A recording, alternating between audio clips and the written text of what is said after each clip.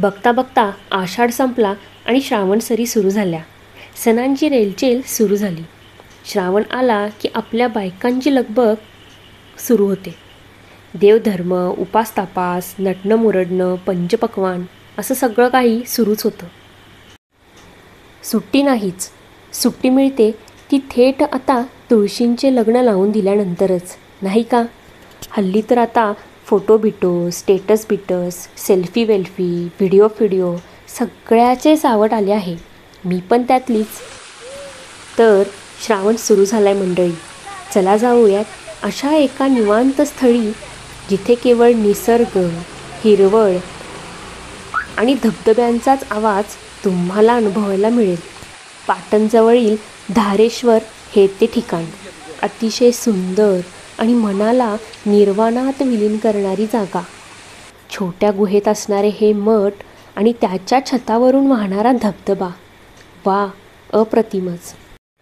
मनाला मोहित करणारे, डोळ्यांना सुखद अनुभव देणारे ह्या जागेचे वैशिष्ट्य म्हणजे इथे असणारे अनेक छोटे मोठे धबधबे.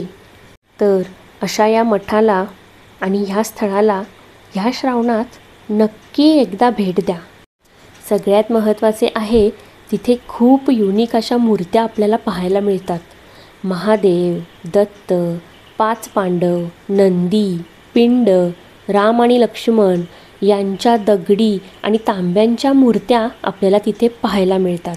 धारेश्वर नाव कदाचित अशाचमुळे पडले असावे कारण की तिथे सतत पाण्याची धार सुरू असते.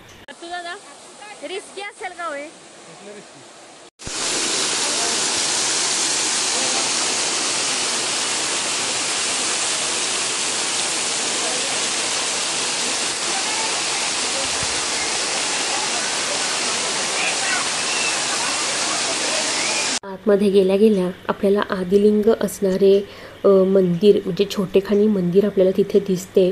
तिथे दर्शन घेऊन तिथेच जवळ असलेल्या एका छोट्या पिंडीचे दर्शन आपल्याला मिळते. ज्या पिंडीवरती त्रिमुख आहे, ब्रह्मा, विष्णू आणि महेश. तर अशी एक युनिक पिंड आपल्याला तिथे पाहायला मिळते. जसे जसे आपण आतमध्ये जाऊ आपल्याला समोर तुम्हाला पिंड, नंदी, त्याच पद्धतीने अनेक दगडी मूर्त्या तिथे त्यांनी कोरीव आणि रेखीव असणाऱ्या मूर्त्या तिथे तुम्हाला पाहायला मिळतील. हे जाऊ तसं केदारनाथ, त्याच पद्धतीने 5 पांडव यांच्या मूर्त्या आपल्याला तिथे पाहायला मिळतात. मोठी पिंड आहे, नंदी आहे.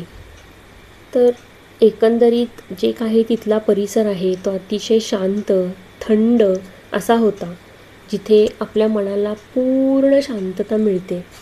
चला पाहूयात हा संपूर्ण मठ